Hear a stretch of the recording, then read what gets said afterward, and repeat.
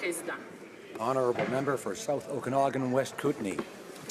Mr. Speaker, Canada and the United States are renegotiating the Columbia River Treaty, a 54-year-old agreement that has had tremendous impact on communities in the Columbia River Basin, including 3 First Nations. But last week, the government told those First Nations that they would be excluded from the talks, despite the massive effects that treaty has had on their territories.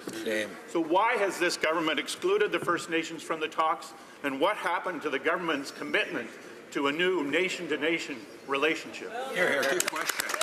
Honourable Parliamentary Secretary for Canada-U.S. Relations. Mr. Speaker, our objectives in these negotiations to ensure that the Columbia River Treaty continues to be mutually beneficial for both Canada and the United States.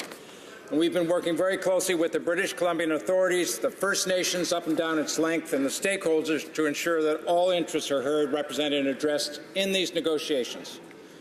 We will also address environmental considerations and the interests of First Nations and aim to renew this agreement for the 21st century. Thank you, Mr. Speaker.